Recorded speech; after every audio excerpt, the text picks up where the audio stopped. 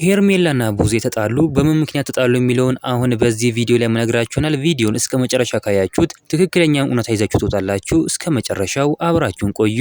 በጣም በሚገርም ሁኔታ ሄርሜላና ቡዜ ተጣልተዋል። የተጣሉበት ምክንያትም ደግሞ ያው ቡዜ ታስራ ነበር። በዚህም እንግዲህ አንቺ እጅሽ አለበት ሄርሜላ፣ ያንቺ እጅ አለበት፣ አንቺ ነሽ እንደዚህ ያስደረግሽኝ፣ እኔ እንድታሰር ያደረግሽው አንቺ ነሽ በማለት እንግዲህ ተናግራታለች። እንደውም ካንቺ ጋር አልሰራም ብላም ተናግራለች ማለት ነው። እንደሚታወቀው ሄርሜላና ቡዜ እንግዲህ እጅና ጓንት ነበሩ፣ አይለያዩም ነበር። አንድ ላይ ነበር ሴራቸውን የሚያሴሩት ተንኮላቸውን የሚሰሩት ማለት ነው። በዚህም እንግዲህ ካሁን በኋላ ካንቺ ጋር አልሆንም፣ ካሁን በኋላ ካንቺ ጋር አልሰራም ስትልም ተናግራለች። በጣም ነው የሚገርመው። እውነት ለመናገር ከሆነ ቡዜና ሄርሜላ ተንኮል ሩታ ላይ የሚሰሩ ነበሩ።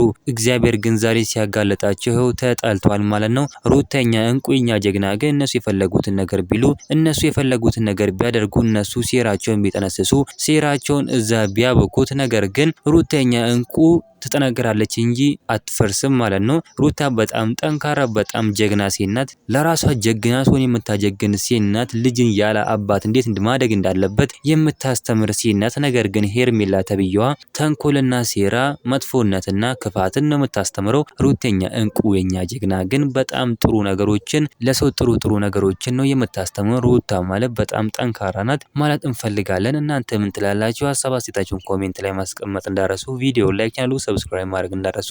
በሌላ ቪዲዮ እስከምንገናኝ በያላችሁበት የዓለም ዳርቻ ሰላማችሁ ብዝት ይበልልኝ። ደህና ሆኑልኝ።